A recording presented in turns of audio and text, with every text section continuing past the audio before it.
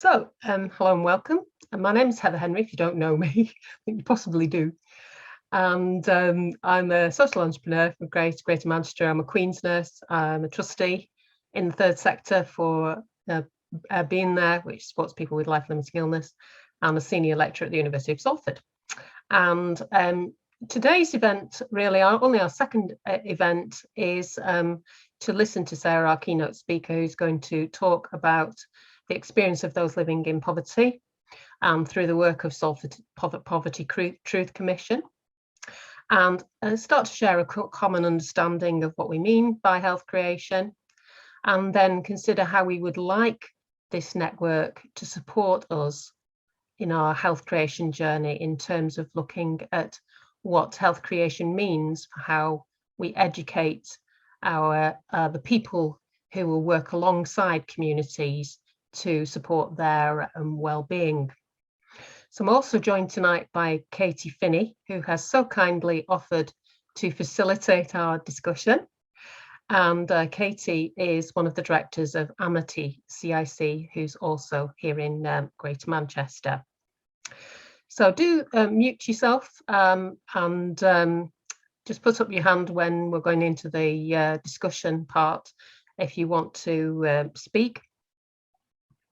And the agenda will be that I'll do a brief introduction, and then Sarah will talk about the experiences of people living in Salford, somewhere I've worked quite a lot. And then you'll have the opportunity to ask Sarah some questions. So do think of those and then raise your hand when we get to the discussion.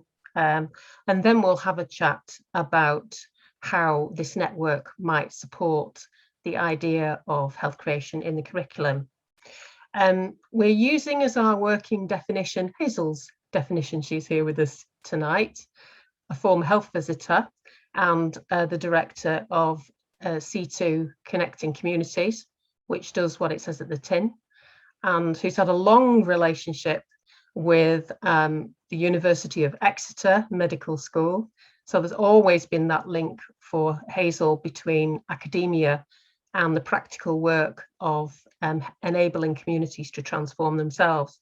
And Hazel says health creation is the enhancement in health and well-being that occurs when individuals and communities achieve a sense of purpose, hope, mastery, and control over their own lives and immediate environment.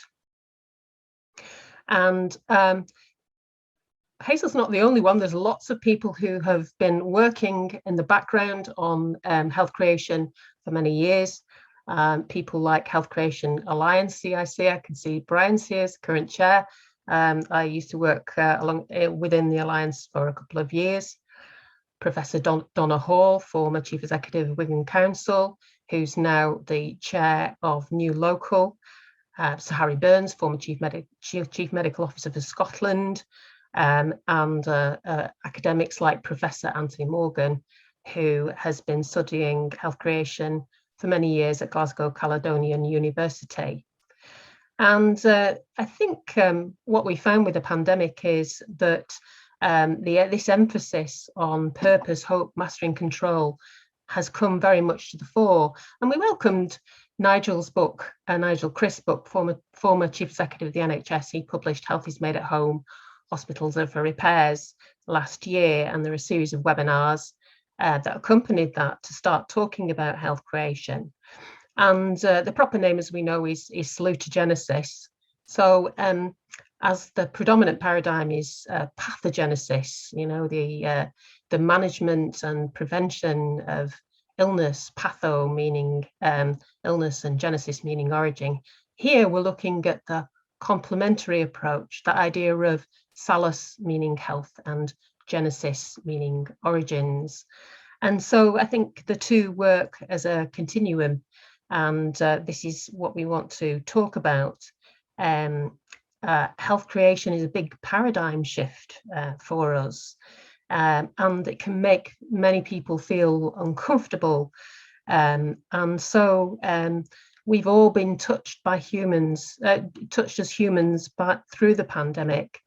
and recognise that as well as needing services, people need to come together as a community and feel in control, have meaningful social contact, and have confidence in ourselves, in our communities, in our jobs and relationships.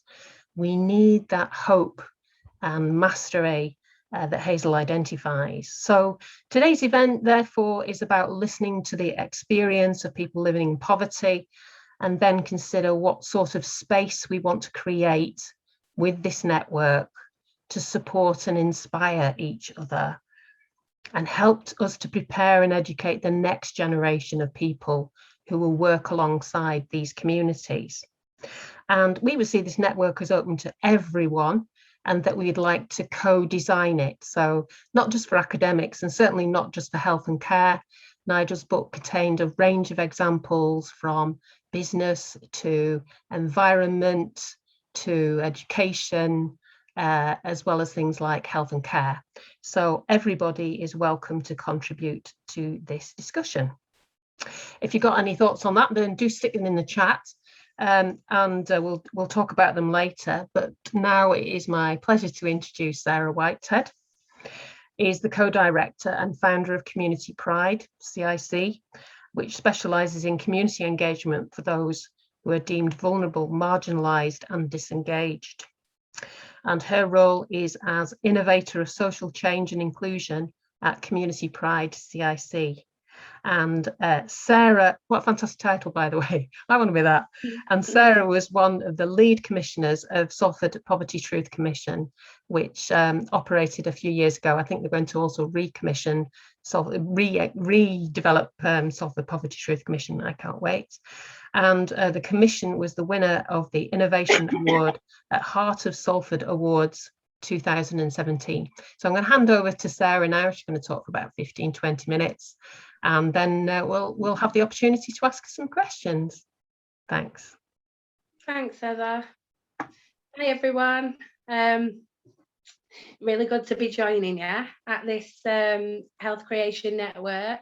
I'm really good to be joining you actually in the early stages, so we can see, you know, how this is really going to shape out, and maybe even be a part of that in the future, as well as just being part of this conversation. So as Heather said, I'm the director at Community Pride, CIC in Salford, and I do have the lovely title of being the Global Innovator of Social Change and Inclusion, which is quite grand, but I'll explain some of that as we're talking. So I'll tell you a little bit about Community Pride. It's an organisation that's actually been operating in Salford now for over 25 years. It was operated for the first 15 years by a lady called Sister Anne, and her team, alongside Church Action on Poverty. And the idea behind it is the methodology and the thinkings of a Brazilian educationalist called Paulo Freire.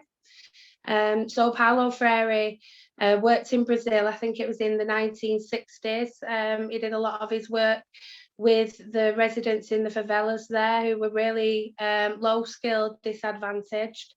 And his work and teachings are around the fact that everybody has something to teach and something to learn, and so no one in the room is the teacher. We're all learning and teaching at the same time in our engagement with each other and in our communications. And his work was really powerful, actually, and he went on to write books like The Pedagogy of the Oppressed and The Pedagogy of Hope, which look at issues around social justice and social equality, but also at issues of education. And Paulo Freire really believed in the methodology of popular education versus banking education. So the typical methodology that we use in our education systems even today, is the banking system, with the idea that a student is an empty vessel that is to be filled with knowledge that is decided by the teacher. And Paulo Freire's thinking was very much more fluid, that we're, teachers and students learn from each other, and no one person decides what another person needs to learn. So this is the theory behind all of our community work that we do. So we run programs called Schools of Participation, and also, as Heather said, the Poverty Truth Commission. And both of these projects have really similar values that start with the issues that are being faced by the communities, and they start with working with those communities to understand what are the issues that they're facing and what ways would they like to tackle them. So rather than coming from a decision-making point of view, or a professional space where they say, well, this is the issue in the local area and this is what we think, needs to be done to fix it, and now let's go and engage the community in our wonderful idea. We come very from the opposite end. We start with the community, we ask them what the issues are, we ask them how they'd like to tackle the issues, and then we work with the council and with the professionals and the agencies to make them ideas happen and create those changes. So we've had quite a few really successful projects in Salford. There's through the years, through the Schools of Participation, where groups have been brought together to look at their issues. Some really strong alliances have been formed and have continued. So we've got the Salford Disability Forum, the Salford Forum for Refugee and Asylum Seekers. We've had a group, the Positive Changes Group, which were a group that represented ex-offenders in the community. And through the Poverty Truth Commission, we've had some really strong outcomes working with the council, where changes have been made, particularly around council tax debt collection and things like that, engagement with communities who are in crisis in particular. So I guess we've been doing a lot of work in Salford, and as Heather says, we're going to be doing another round of the Salford Poverty Truth Commission really soon, to keep that change going, where the local authority are recognising the power of the knowledge and the ideas of local people, and really engaging them from start to finish in their systems change and decision making processes, which I think is really powerful. So yeah, that's a little bit, I guess, well, a lot about community pride and who we are and what we've been doing in Salford. And I guess the reason why a lot of what we do is quite powerful is that I myself back in 2008 went through a community program, a community training program with Community Pride as a local resident single mum. I'd never really, although I'd had the opportunities at school, I was actually qualified for a scholarship to go to a grammar school when I was younger, and I did also go to quite a good college, but I never ended up staying in those systems. I didn't really feel like I fitted in or that I belonged there. And I ended up going down the routes of MVQ and sometimes, cash in hand working. And I'd kind of thought, well, this is how it is. I didn't think anything was going to change until a community worker and Sister Anne came and knocked on the door and had a chat with me and said, we're in the local area and we're looking for people who would really like to get involved and create some change. Would you be interested? And at the time, as I say, I was a single mum. I wasn't working, and I thought, why not? I've got nothing, nothing to lose. And I got involved, and then from there, from being listened to and from somebody asking my ideas and helping me to see the change that I can create with the people in my community, I've done things I could never ever imagine doing. One of them being a company director of a CIC. It was just never something that I thought was achievable.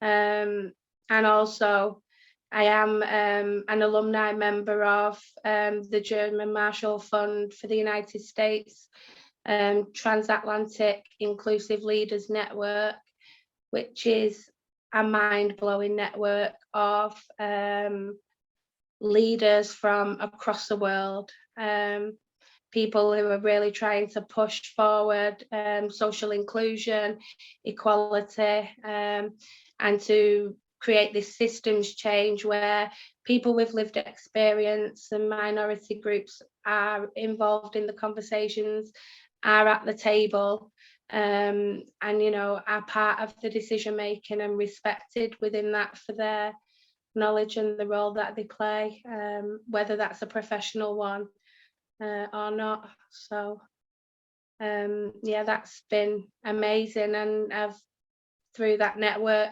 I've been able to travel a lot around Europe and to actually realise that a lot of the issues that we face in the UK are not just our issues. They're issues that people are facing all over the world. And so when we can have these opportunities to create networks and to share and to come together, particularly across difference with people that we might not meet in our everyday life. So like an academic network like this, coming together with people like me and local people is amazing, and it's really powerful, and I think it's what's really needed, to push forward change. So I don't know if I've talked enough or too much, or if anybody's got any questions. I want you to share one of the stories that certainly I heard when I got the feedback from the Poverty Truth Commission. One of those stories would be fabulous to hear. What happened? So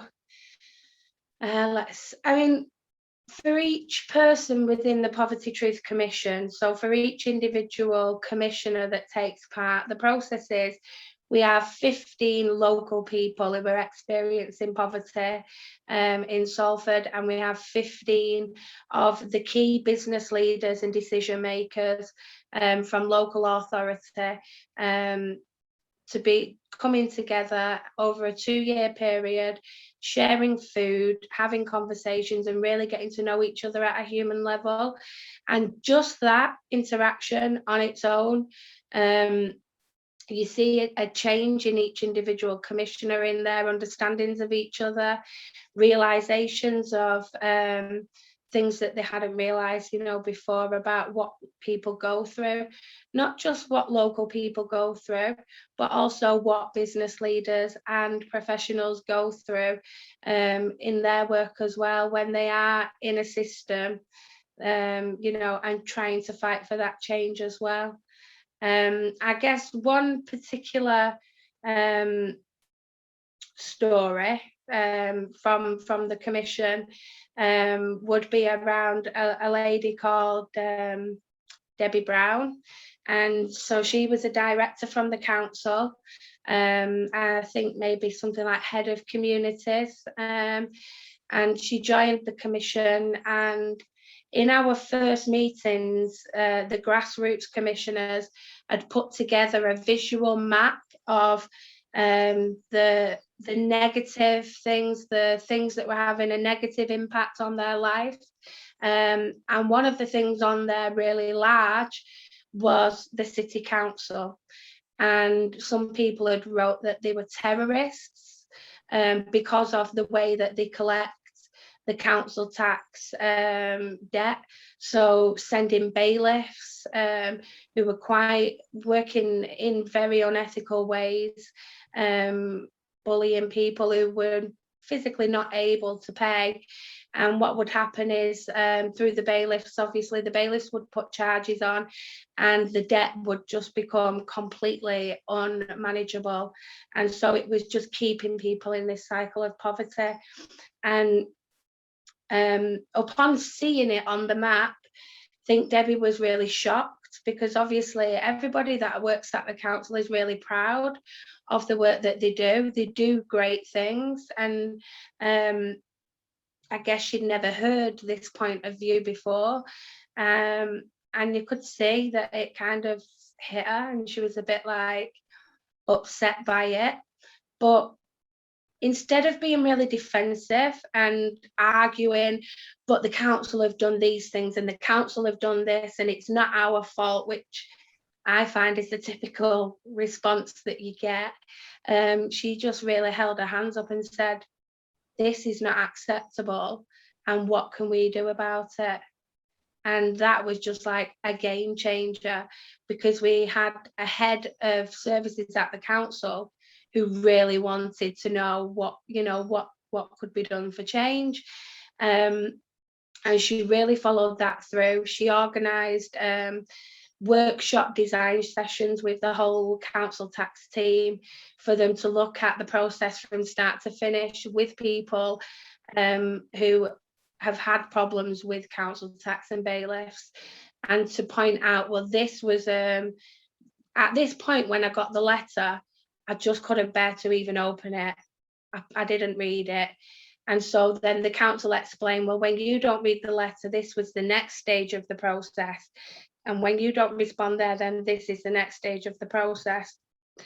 And as we walked through it, we were able to pinpoint the really critical points where people could have had an intervention could have took place, where this could have been resolved in a really amicable way. And so we were able to create those changes in that system. And one of the things was simply that when you've got a council tax debt and you get an arrears letter and you ring the phone number, it was an automated telephone line.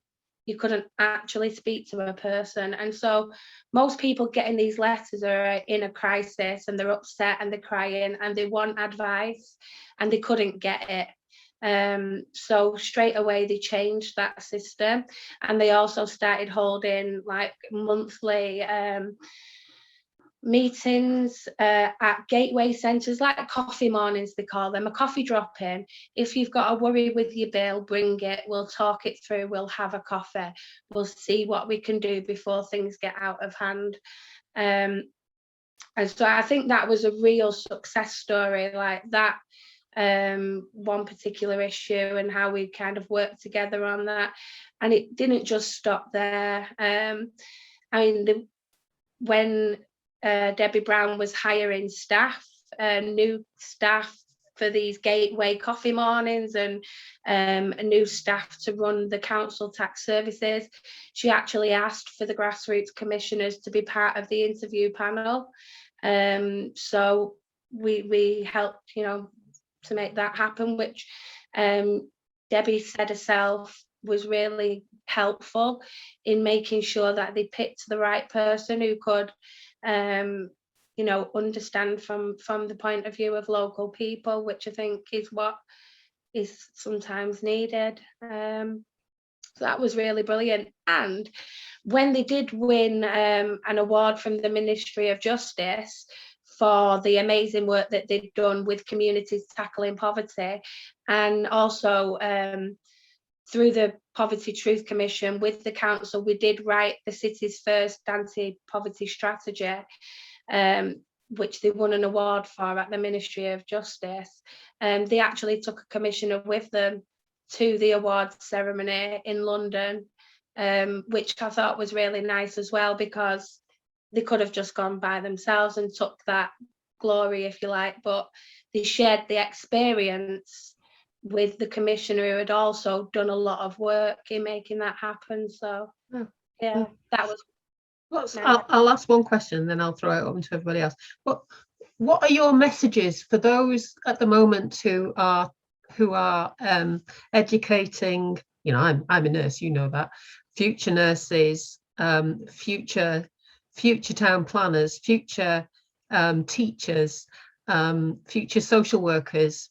What is your message for how we should prepare those sorts of people? What should they be doing? Should they be out with you? Should you be doing the lecturing alongside some of the lecturers?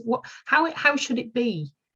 I think a really good practice, if you like, or learning would be to be out in communities doing some kind of, community projects, or maybe supporting at some sheltered housing, homeless shelters, drop-in centres, things like that maybe.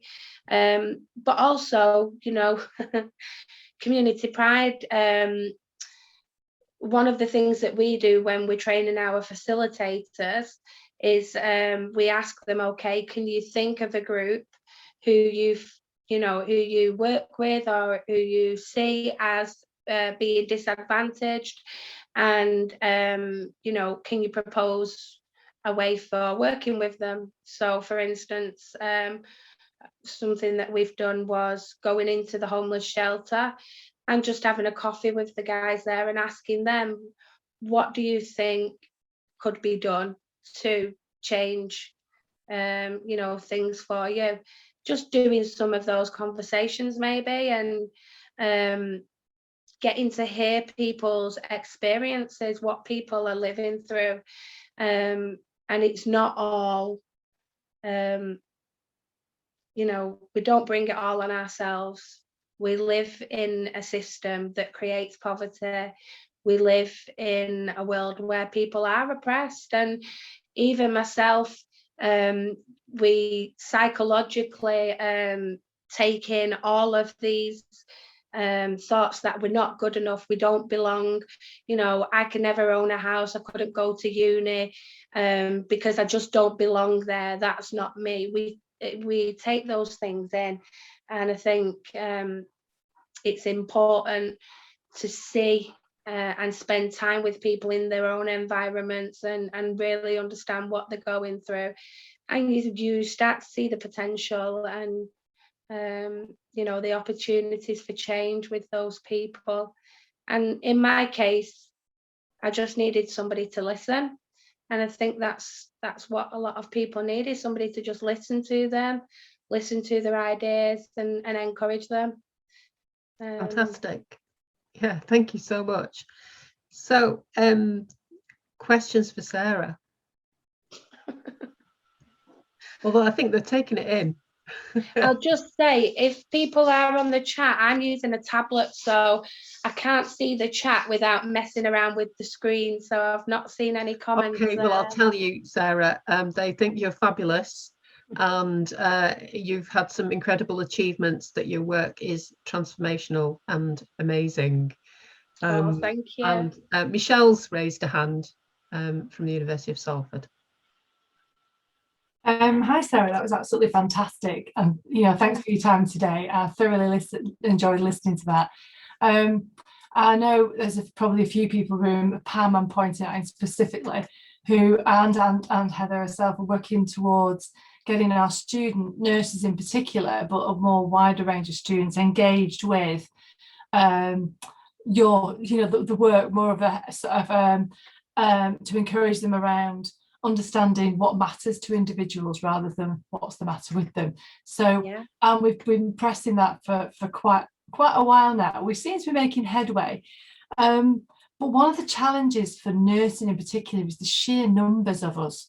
There's loads of us, and there is a risk that we saturate all this work. There is a risk that happens, and how do we get the community to see nursing students as assets? What sort of things would you maybe advise us lecturers to think about to try and make that so our students are seen as assets? Because there are a lot of us, and there's an infrastructure that needs to be developed, but I just wondered what you thought might be the first steps towards that. Yeah, Oh, that's a really good question. Thanks, Michelle. I guess I think I understand what you're trying to say in that you know, there's a big network of student nurses and nurses in general, and I think not just locally but across working class communities there is a bit of a mistrust for any type of institution or healthcare, you know, social care professional.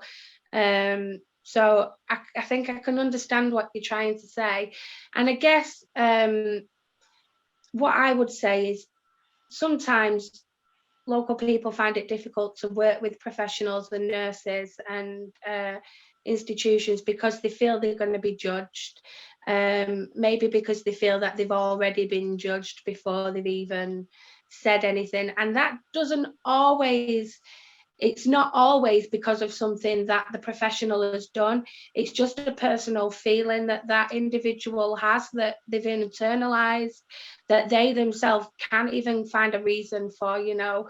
It's just a feeling that they have. And so I think if you can find a way to work with communities where you're supporting what they want and you're not going in telling them this is what you need, this is how you're going to get well, you know, or what you're doing now is not good and this is a, you know, a better way of doing it. I think if you can find organisations to work alongside where your students come in and really support what communities want and what those individuals need, I think then that changes the relationship and the feeling that people might have. Does that make sense, Michelle?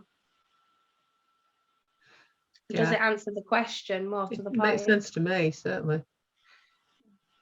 Pam, you've got a hand up. Go for it. It makes total sense, Sarah. I think what you've just said is absolutely the key. It's how we can bring community and local services together. And one of the visions that I thought, well, one thing I know, because having done something like this in France, students were less of a threat because they weren't qualified. So that idea of working with the community, the lay people were it was almost take them under their wing and work with them. And that gave the students a different perspective on those lay organisations, the non-professional organisations. But I was also just thinking about some of the things that you were saying about participation and belonging. And I was thinking, you know, how could, because I've just had my second session with my mentoree for the Girls Network, and that idea of mentoring and coaching a young person, why not? So we've got third-year students that could mentor somebody who's doing the university application as a way of leadership and coaching that could help as well. So I think there's so many ideas. It's quite exciting, but I think you're right. It's that partnership. It's not us going in and telling people what they should be doing about their health. That is totally not the way. Yeah. Marvellous. Louise, and then we'll have Brian. Well, can you hear me all right? Oh, yes. Yeah. Yeah. Thanks, Sarah. Great presentation. I was just thinking about what you were saying about student nurses. So I'm at the start of a very early journey in quite a new role with a very large institution called the Royal British Legion. But we look after veterans both in the community and in long-term care facilities with various trauma-informed problems, illnesses, all the rest of it. And something that we've had a debate with the students recently is how to get that health-creating mindset. And I think that's, as Michelle and others have said, Pamela as well, it's about that peer coaching and peer support and showing sort of real lived examples of that. So an example of that would be, we've got a 92-year-old lady that teaches students sign language in one of our care homes. So it's about just showing, you know, how old people are perceived in society, the value that they bring to a health creating curriculum. and that we shouldn't misjudge, really. And we all have our own prejudices, don't we, our own thoughts of what it's going to be like. But actually, if we look at people like Captain Tom, you know, just walking in his back garden, I mean, you couldn't get any more health creating than that. And that's somebody who's well over the age of 65. So I'm trying to introduce to students the idea of stuff that Heather taught me years ago. Let's look at the assets. Let's start with a glass half full, not half empty. Yeah, that's what I want to say. Yeah, definitely. I think there's a lot of groups that are overlooked, and the skills and the knowledge and their experience are not being used, and they really, you know, it's powerful when they are. It absolutely is. Brian's chatting now. I'm going to wave at him. Come in, number Brian. Your time is. Sorry, I've just been distracted by people here. So, yes, children, I bet you. It is grandchildren and children. Yes. So that was fantastic, Sarah. And I just wanted to comment on what you were saying about people going into communities and telling them what to do. And I think that, and obviously that is not the way to proceed anymore, but that is actually what happens. So public health is dominated by the idea of going into communities and saying you're too fat and you smoke too much, and let's talk about how we can do this better together. And there are only a very few places that are beginning to change and to think that it's worthwhile and more useful to listen to what the issues are for communities and work with them to solve those issues, and give control and confidence to communities to make those changes. And it's very rare, certainly for the statutory sector like health or local authorities, to behave in that health creating kind of way. So one of the big blocks, I think, to what you're describing is, you know, the mindset of professionals and the statutory sector and how it works. So with the experience of people here and I suppose the academic background, I would be very interested to have ideas about how those things could be changed on a, you know, a local but also maybe a systematic basis, so that the NHS can behave differently, public health and local authorities can behave differently. Are there suggestions amongst the community here about how we might travel on that journey? Yes, it really is tricky, and I think that's why we need the network to start to puzzle some of these things out.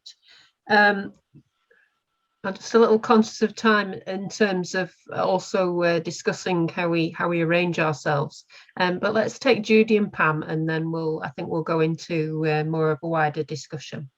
Judy. It was just really, thank you very much for such an interesting presentation, Sarah. It was just really a reflection on my own experience of learning how to work in the community, suddenly coming out and being very nursey and thinking that I knew best, and talking to people in rural Suffolk, which is quite, you know, there's similarities, but there's lots of differences in the different places in which we live and work. But when going back on a follow-up visit and being a bit baffled why people hadn't taken my wonderful advice on board, because it would have made their lives so much easier. And that just reflecting, if you like, I'm sort of 41 and almost 42 years since I first began my original student nurse training. I'm about to go into a legacy nurse post, which is going to be working alongside student nurses and trainee nurse assistants. And think a presentation like yours really helps me think about how we can work on health creation. So it was just really quickly to say that knowing something about that journey I went on and that transformation process about how I approached people, and really began to recognize that I was working with people in their own homes, and therefore I needed to find out what they needed from me as a way of building relationship before I ever actually then opened my mouth and suggested anything. And that later in my career, I trained as a health visitor and then worked in the Sure Start. I was fortunate enough to work in Sure Start when it was sort of in its first phases. And that was the whole premise of that model, was working in partnership with other agencies, but very much in the community, for the community and of the community. So, you know, sort of working on what were the changes they needed to make or wanted to make in order to create a healthier environment, and ended up taking 25 mothers on the Race for Life with me. You know, it didn't matter, you can run, you can walk, but, you know, people that wouldn't have thought of doing anything like that did it because we kind of like learned to do it together. So yeah, that's fab. And I think when you do things like that together, it has so much more power to create, you know, change, and to come at things with no agenda, and then to see what comes out of it when you've just listened to what the person wants. You could never have imagined some of those changes, or, you know, like you say, somebody would never have maybe done this before, getting up and enjoying it and feeling really proud of themselves, and maybe doing it again, you know, later down the line. It is powerful, but it takes the courage as well to do something like that and not have an agenda and not really know where it's going to go, or if it's going to be a success, and is it worth putting all this time in. And but when you do, you know, it really is worth it. Yeah, I mean, I've made a career about being the most helpless nurse in Salford, and constantly asking residents how to fix things, how they would fix things, how they would help solve a problem, you know, like father's well-being. You know, I just, you know, it was very strange to them, by the way. They didn't get that at all, that I didn't come in and offer them solutions, and I'm certainly never talked about their smoking or worse.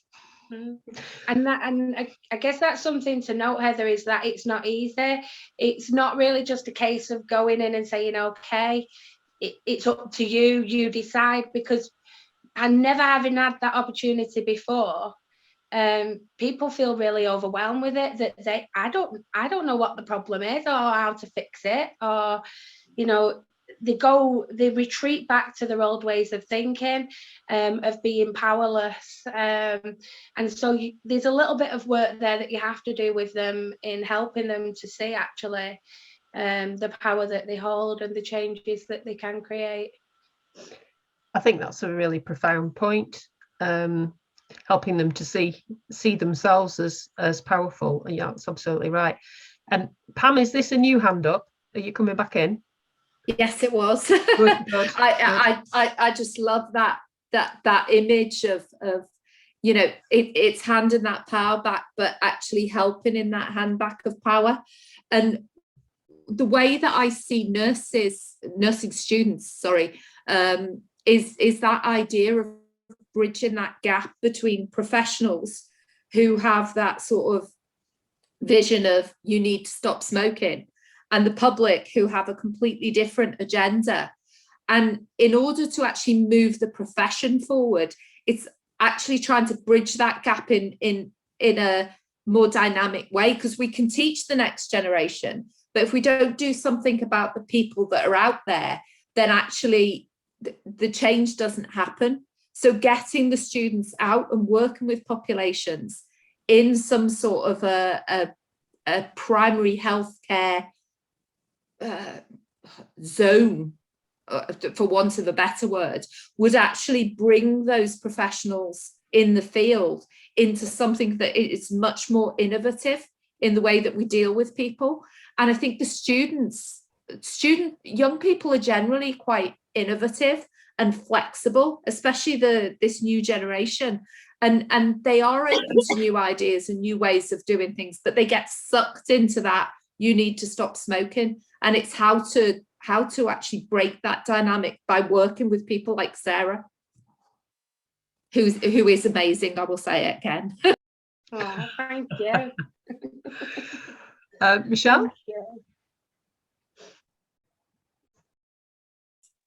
Yeah, I just wanted to add that what's interesting at the moment, and I completely agree, we have to sort of part this thing that we have to fix people, that we have to go out there and tell people what's what, because we've been trained and what, we've got a degree in nursing and hey, we're the professionals. And I do worry though, because at the moment we seem to be reaching a point where the professional regulatory bodies are starting to listen. We've got people getting more interested in health creation. We've got a lot more interest in how we send our students very innovative and creative learning experiences out in the community and working with marvelous organisations. My sort of worry is, at Salford we've seen a quadruple in our applications for student nurses this time, and I'm not sure whether or not, because COVID would have done one or two things. It would have put people off going into nursing or the opposite, it's seen heroes that people have seen on telly, tubes, drips, monitors, ICU beds, and I just have this little fear that what we're going to be getting the next couple of years is people who want to come into nursing with the part of the George Clooney A&E thing now, but now it's like, oh, I can fix people, I can make people better. And I think we've got a bit of a challenge coming ahead. That might just be me. I do try and think glass half full, but I'm just amazed at the number of student nurse applications we've had. And I just wonder whether there's a connection there, whether or not we have a little bit of a battle ahead. Yeah, I had this conversation, I think, with Jitka not so long ago, which was about what the motivation is for people to come into nursing. Where it's a lot about nursing, but I think possibly medicine as well, because we've got several doctors on here as well, and you get your kicks really, because what you're wanting is to help people and make them better, in inverted commas, and get quite seduced by the idea of doctors, drugs and kit. And I personally speaking, I've had to give up a lot of that to be the enabler of change and not the change itself, as you've probably heard me say many times. And I do wonder about what we replace that with, how you actually talk to yourself to say, I've done a good job because nobody needs my help. My happiest, my most successful times are the ones when I have left, and this is really hard. And, and I've posed before within the Queen's Nursing Institute, the idea of whether nurses are addicted to those feelings of care. And that is hard to say, because we do need nurses. I've been that nurse in A&E, in ICU, not A&E. Don't ever put me in A&E. And you feel like that's what the pinnacle is of nursing, and it really isn't. Took me a long time to realise that it was actually to sit in cafes and listen to folk and find out what was going on in their lives. Don't know if anybody else wants to join this from the sort of medical crew, because there is a movement within medicine around this, isn't there, around more than medicine and rethinking medicine. I know Brian's been involved in that. Yes, there is a movement, but I think it is still pretty small, I must say. I still think being a saviour, being a kind of white knight, is it's quite a motivation for students, well, and medics certainly. Yeah, so it's still a bit of a minority sport then, Brian, would you say? Yes, really, I think it is, and I think it is beginning to change. I think people are getting a much broader concept of what healing and improvement is, and how, and there is much more interest in keeping people well, but it still is a minority sport. Right. I'm keeping this going because we're getting into the more of the discussion about, well, what is health creation, so and we're beginning to get some examples of it. Let's take David and then Rosemary and then Louise. David was a pioneering GP in Runcorn and then went on to help us all in primary care. Thanks. Thank you, Sarah. That was brilliant. We're all trained, all of us. I'm a bit out of touch. I'm a has-been. So we're trained in a very limited way, aren't we? Doctoring, teaching, whatever. And we're also quite nervous. So some of the arrogance of some of us professionals is because we're a bit scared to go outside that narrow remit. And it strikes me that one of the things that Sarah was saying, that you need to find the odd doctor or teacher or something who is a bit different from that. And so that you can see, you were talking about students and I understand all that. But one of the issues is, I remember going back when I was first started as a GP in Runcorn, I was still quite traditional doctor. It took me ages to grasp that community bit, and a lot of my colleagues never did. And we need help when we're already qualified, is really my point. When people are new into an organisation, or etc. And it's that connection. And one of the things that superstars like Sarah can do is to try and get knowledge of who are the likely lads and lasses who might well be helping you to get into some of these medical and nursing and other people, or schooling or wherever. So it's the issue that we're talking about students, but you know, we could do with some teaching when we are already qualified is really one of the issues. And by the time we've spent time learning to let go, and a lot of us don't, we're already freezing over and set in our ways. So an ability for meeting people like the Sarahs early on when you're already qualified and starting a job would be, I think, quite useful. And then that group of people will itself be the spokesman to help influence others. I'll leave it to just away Sarah. So that's, you know, it's all right talking about students, and of course it's important, but really there's a group of people out there who start work in difficult socially deprived areas who are actually quite scared, even though we don't always show it physically. And that's where we need the help, and bizarrely, we need the sympathy as well to drag us out of that sitting in behind your desk and doling out prescriptions. How do we do that within the system, David? You know, particularly around primary care. Do that, you see. So say there was a Sarah in a place, and she had heard that there were one or two doctors. I'll stick to doctors because that's GPs. Were likely to think beyond the traditional medical model, and to facilitate those discussions, because they can begin to spread it to their other colleagues. You see, it's that sort of community movement within the professions I'm talking about. Yes, gotcha. Otherwise we freeze. Peer-to-peer and then learning is what you're thinking. I'll tell you what I used to do, probably still do, which is the health professionals that agreed to see me because I was a clinician. And then I'd take residents with me and I'd introduce the residents and then shut up. Although we have been blocked from doing that, me and Chris Dabbs, from time to time. I've seen that happen. Anyway, Rosemary, go for it. You just need to take yourself off mute. There's always got to be somebody. Okay, hi everyone. I'm a GP in Manchester, and I've been a GP for 6 years now.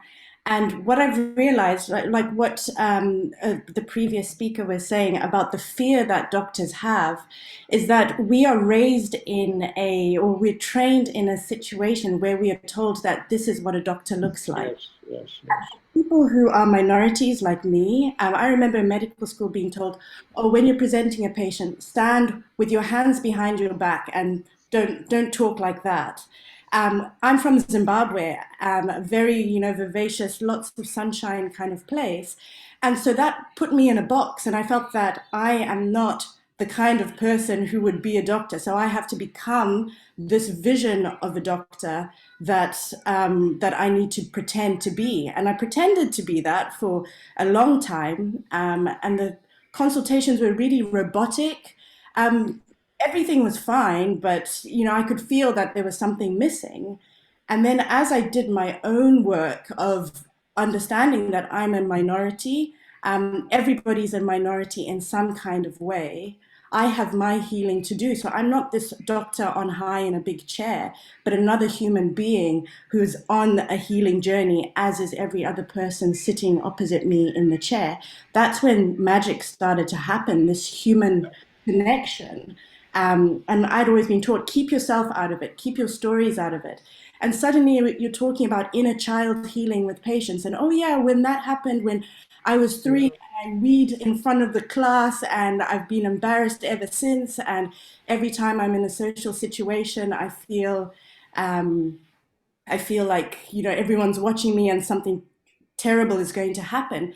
And you start connecting the dots with patients and they can see, oh, actually this thing that I'm repeating at the moment is something from my childhood, and the lights come on. Or, oh, this thing that I'm doing is something that my father did and my grandfather did and his grandfather before that.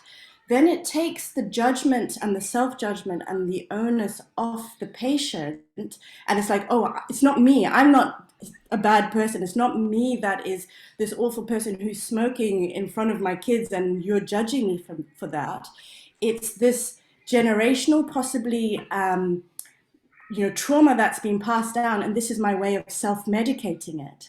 And as soon as you can make that link together, then it takes the gravitas out of it, because then they suddenly realize, like we suddenly realize, because I have many realizations in these consultations, that it's not about you being a bad person, and don't place that judgment on yourself, but this is about much bigger things that might have even started 50 years ago.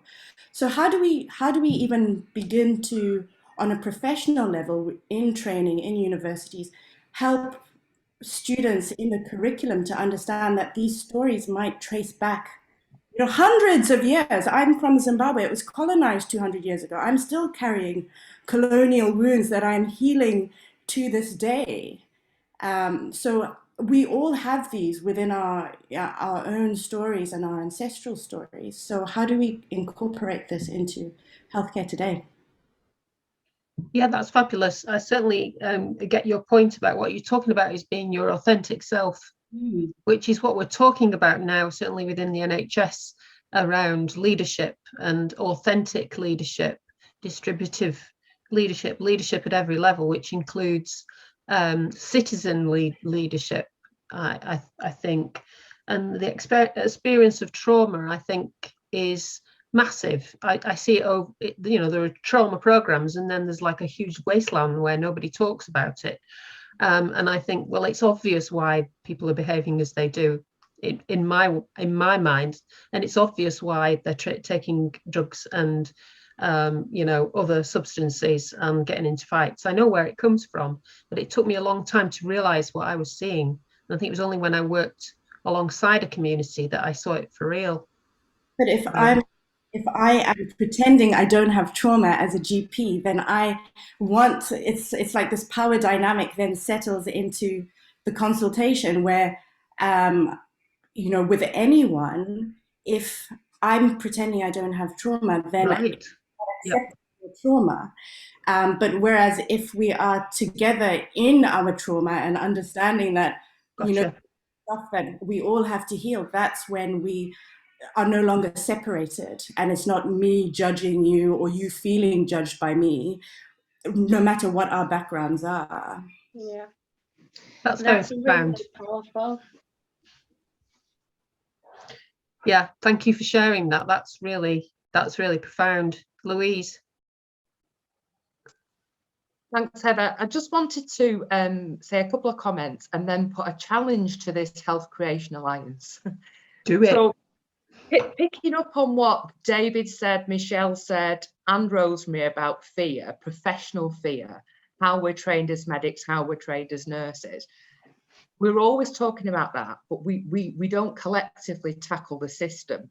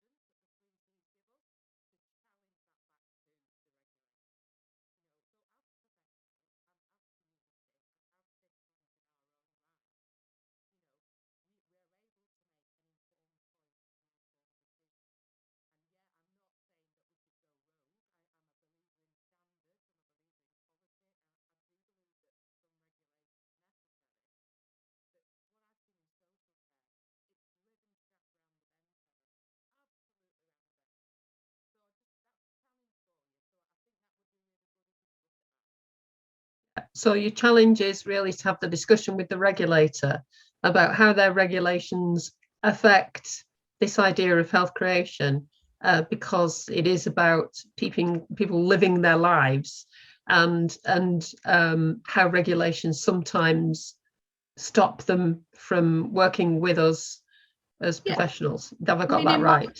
Yeah.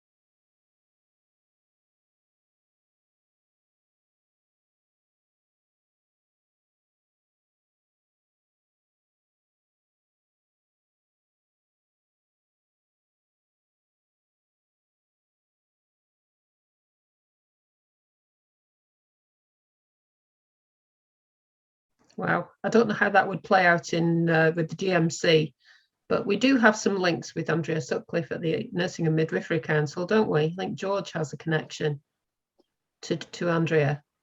She seems like an open-minded woman. I don't know her. But Yeah, David. she does. I mean, she talks about the mum test for elderly care. So she talks about, you know, would your mum like this? So she's pretty open. And George, it'd be good to get on to speak to you as well about some of the stuff that he does, because he goes against the grain I've a lot. spoken to him. Both you may have interviewed him for my book. Yes. Yeah, a man after my own heart. David.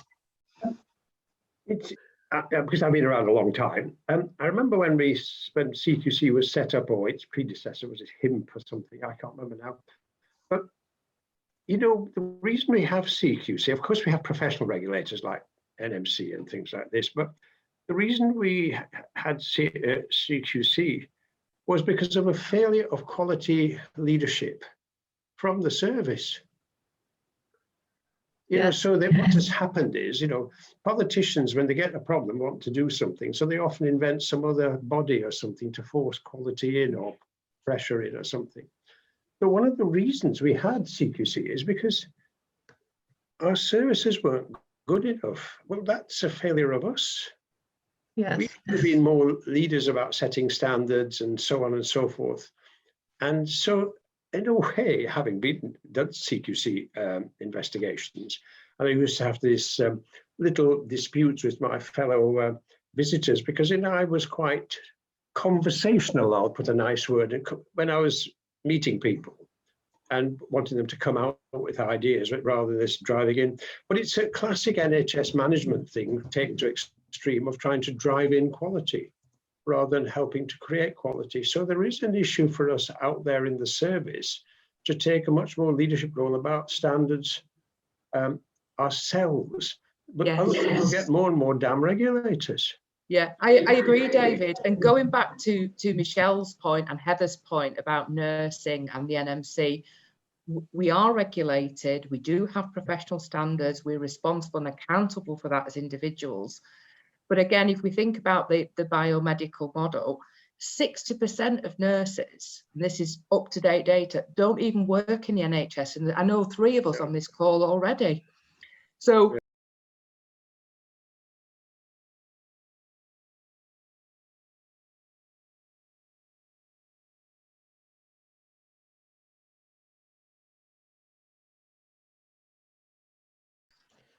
I'm going to bring in Chris, because he's made a point in the chat. Is he still here? Oh, you're there? Yeah, because he said you were going to. Come on. Well, I suppose listening to what everybody's said, because there's the cliche that, you know, the NHS is a sickness service, not a health service, and all that type of thing.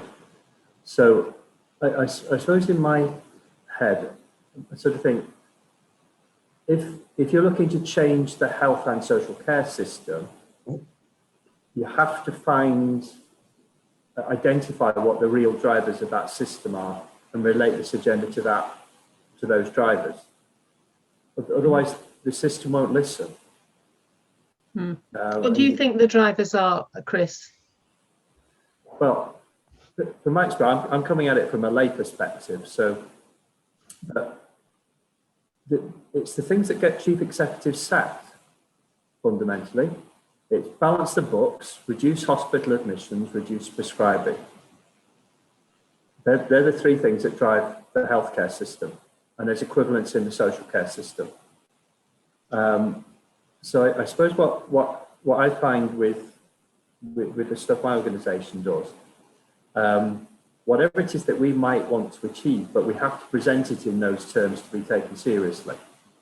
So, for example, we're currently halfway through a little project, an experiment that's trying to address loneliness.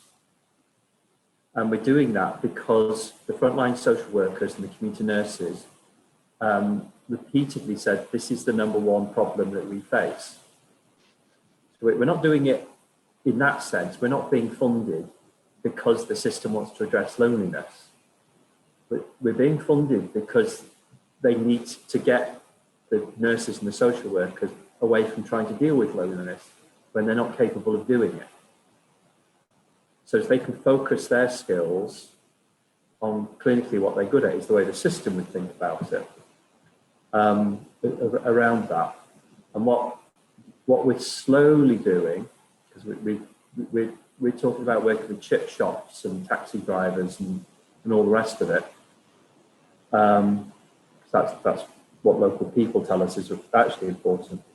But what we're also having to do is slowly, bit by bit, recognise what drives the system, in reality, what drives professionals because of regulation, money, commissioning, whatever it is, and bit by bit start to change the description. So at the start, we use very, very clinical language. We talk the system language until we've got a degree of credibility, until we've shown that what we're doing isn't just laughing about and actually has some evidence to it, and we'll find ways of presenting that evidence in a way that the system likes. So we'll present bar charts and financial graphs and all that sort of stuff. That's what the system really wants to hear. And then later on tell them how we achieved it. Because otherwise they get scared because it looks weird. So one of the things we found, slightly more with public health at the moment, but we're making progress with healthcare. In terms of the sort of work we do with local people, is what seems to be working is presenting the current jargon about co-production. It's being framed as a form of innovation within the health and social care system. That means you can take risk. It means you can try different things. It means things can fail, but also it's acceptable within the system. So we can do both, but there's a marketing job there, and 90% of marketing is listening to the customer. They've got the cash. You know, they've got 100 billion quid, and my organisation's lucky if we get 5 figures. So I need some of their money. In order to do that, I need to help solve some of their problems, not just go in and tell them they're wrong, because that's not going to work. But if we can help the system solve some of their problems, then they start to get interested, particularly the problems that they don't think are solvable. And then they get interested. And I've done this with individual clinicians as well as the system. But you have to get real about what drives people. It's basic marketing. Fantastic, Chris. Thank you so much. I haven't stopped this discussion because we were sort of crossing over from Sarah's experience into a wider discussion about which was sort of expanding on the idea of health creation and how it can be seen within an academic context. So I've made a note of all of the points that you've been making. We do have to think, though, as we're getting into the last quarter of an hour, about how we want to be together, which is why I brought Katie along as a bit of additional facilitation support. Because this is our second chat. The first one was, do we need an academic network? To which everybody said, yes, we do.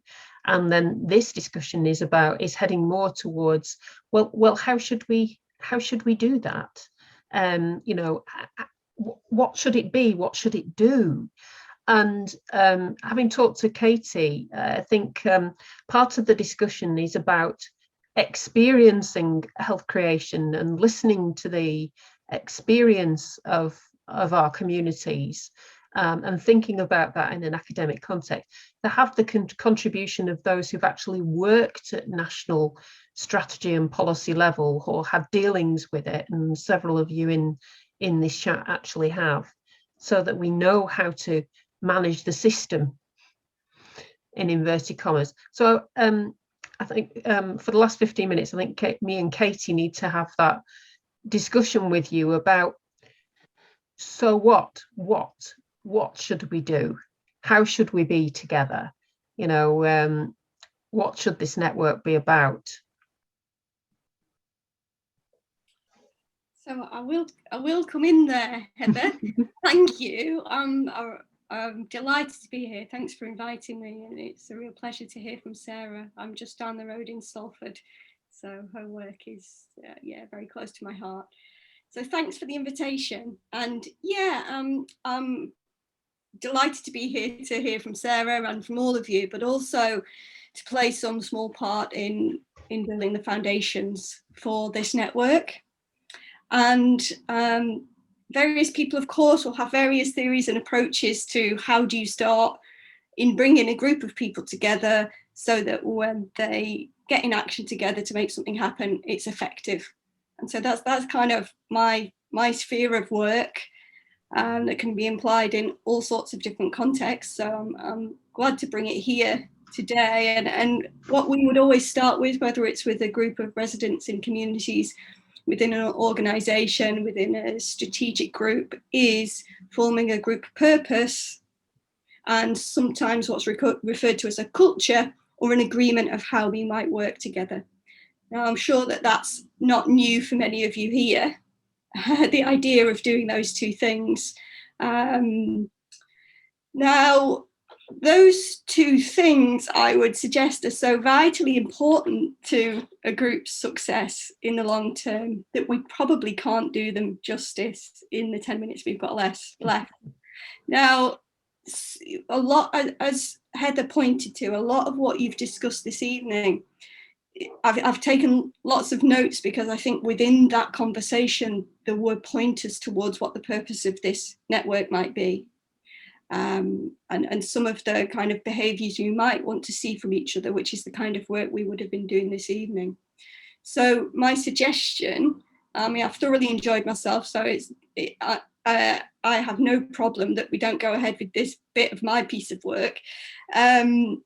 My suggestion is that I come back another time for a session that is specifically about the network's development. So if everybody is in favour of that, I would be happy to do that. Yeah, you're getting the thumbs up. Michelle's saying about starting through shared experiences and stories and practices, and reach out to others to expand the network. I've certainly got interest from Donna Hall, who's the chair of New Local. I've asked her recently, and she's quite interested in talking to us, you know, as well. So that's another opportunity. But I think, you know, that discussion, it would be really, and that support would be so valuable to us. Thank you, Katie. Have you got any immediate other thoughts about our next meeting? I'm thinking about 6 weeks' time for people, and to reach out to others. I'm busy writing to everybody I can think of that might have a bearing and help us with this at the moment. If you could do that also, that would be great. Michelle, do you want to talk? Heather, I was just going to say that Exeter University are very interested in being part of this. They're on leave at the moment, on extended leave, but you've got Andrew from St Andrews and you've got Katrina from Exeter, and Robin, and they really do want to support. I have been spending an awful lot of time talking to a lot of people, old and new, about this. Thank you, Hazel. That is much appreciated from the University of Exeter. I can't see her, but you're extraordinary, and what you've described tonight was what we've been doing for 25 years, and it works every flipping time. Congratulations, you're awesome. There we go. Michelle, and then Judy, and then Pam. Yeah, I was going to say, it's really, I think, to inspire conversation, it's really nice to have people like Sarah come along and talk. And, you know, I think that's what I meant by sharing experiences. I think it really does inspire sharing of ideas and thoughts in a sort of very informal, very relaxed environment. And I think it's really useful to have that maybe format for the next time we meet as well. I don't have anybody in mind. I just think that I just think it really does enable us to see better and listen to these wonderful stories about these inspirational people. So it really is. The sort of relational aspect of this is coming across very strongly. Judy. It was just a quick, because obviously I'm quite geographically a long way away in East Anglia here, and I think it's a connection. You talked about this on the Queen's Nurse network. So obviously there's I'm just seeing that there's a new push about getting student nurses into community placements, and if we can be quite innovative about the types of placements that people get exposed to, so that they are more with a health creation focus as well as a disease management progress, then again, slowly we're getting that out there. But you know, in terms of a wider focus, I'm just bringing in the fact that potentially I'm going to be working with the East of England higher education institutes, and Laura Macmillan, I believe, is the person that I've been in contact with at the moment, Jitsa from the OU, in terms of student nurse and the trainee nurse associate programs. So it's a very different part of the country. A lot of it's very rural, so some of the descriptions of the problems will be different, and some of the practicalities of the problems will be different because a lot of it's quite rural. However, I think that's another strand to the discussion. Yes, I think me and Hazel certainly have a lot of experience of working with rurality, don't we? Yes, I've worked in Lincolnshire. Yes, which was a very profound experience for me, and coastal regions as well. I think it was Pam next, wasn't it? And David, then Joyce. Are you all right, Pam? Yes. Okay. Well, let's bring Joyce in, because Joyce hasn't spoken tonight. How wonderful you're looking, by the way, I might say. Not seen you for a bit. It's that filter you can get on Zoom, Heather. Oh, I have that. I'm sorry for not introducing myself in the chat. I did feel a bit of a fraud for being on here, but I'm actually Sarah's co-director at Community Pride, and I came on to support her really, and I felt like a bit like a fish out of water ever since. Seeing as though you're all very highly qualified academics and medical people, but where I did feel that I had something that maybe I could add was the lady who was speaking about social care and care homes. My mum just passed away in January, having been a resident of a care home for 4.5 years. And I just feel so strongly about what happens in care homes and what happened particularly during the pandemic with the way that we just weren't allowed to see her.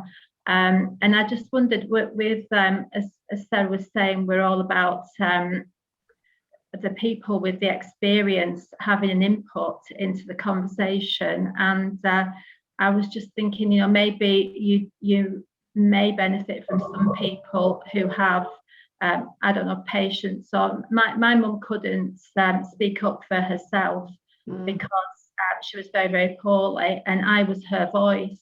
So, you know, sometimes people do need a voice, like the residents of care homes, and, you know, not a professional who works there, but somebody who is at the receiving end of the service. Absolutely, Joyce. I completely agree with you. And, you know, certainly in our care homes that go from North Yorkshire right down to Kent, different parts of the country, our family relatives, our essential caregivers have been with us all the way, and our volunteers. So we don't do anything without them. But I know that's not the case across the country, is it? David, I'm going to give you the last word, and then I'm going to do a bit of summing. Quick. Following up what Katie had said as well, my interest is not the academic side, but at the moment, we've got two potentially new organisations which can be a disruptor to the normal, same old NHS model, and that's primary care networks and maybe the big ISCs. And so what I'd like to know is, how can we as a body, using academic connections, try and impact on those? Because by the time they start getting on with their work, they'll just freeze over to another same old organisation. And quite a few primary care homes which preceded the primary care networks, which I helped to, I think, originate, did some really good on community involvement, on the sort of broader health. And if we don't get in there now, when we've got two potential disruptors, especially primary care networks where they're local, we'll be nicely talking about things, but missing an opportunity. So I know you want to set up an academic network, and by nature, also the academia will be at a bigger level, at a central level at the organizations. So one of the tests to discuss in future for Katie and you maybe is, how do we make that connection when there's some urgency to try and get there and be involved there now? Yeah, I think that's why I need a discussion with Brian at the Health Creation Alliance, because he'll certainly be thinking about that. I think Brian's gone, hasn't he? Yes, he has. He will be, and he wants some further discussion on that, because I've got to be careful not to do the alliances work. And David, I just wanted to say we're starting some work with Primary Care Network in Surrey, 5 primary care networks around health creation, and that starts this week. I'm pleased to hear you say they're disruptors. I love disruptors. And please, potentially, yeah, if we don't waste the opportunity. Great. And please, will somebody tell me about the filter in Zoom, please, Joyce? We'll have a little chat about it, Hazel. Get it out. All right, well, we are at time, and I want to thank Sarah, thank Katie, and to thank Flourish for helping us as well, yes. And yourselves in terms of this second discussion, because it's been, I think we will spend an awful lot of time thinking about how we want to arrange ourselves. And Hazel taught me that in complex adaptive systems, things will self-organize, and so therefore we can spend some time not deciding, which is what we've done tonight. We've renewed some acquaintances and met some new voices, and how wonderful to catch up with Sarah Whitehead and the work that she's doing. And I so want to be part of your Poverty Truth Commission, but I'm not high up and I'm not a resident, so we'll have to talk about how I fit in, being a Traffordian, goodness me, and not a Salfordian. How fabulous it is. I do think we should meet again in about 6 weeks to continue this discussion. I have got half a promise out of Donna Hall, who, and if you don't know New Local, they've written some fantastic strategy documents about how society have to change. It's mostly centered around you know, how communities function, and is more on the sort of local authority side than it is, which I think we strongly need to bring into that. But to have this discussion, really continue to have it about how we can help each other to help to make people's lives, to enable people to make their own lives better. Yeah. All right. So without further ado, I'll leave you to your evening. Thank you so very much for joining us. David, I've noted your comments, and that I will talk to Brian, and you can talk to Brian as well about some of this, so we don't do Brian's job. But for now, thank you so much. Go safely. Thank you.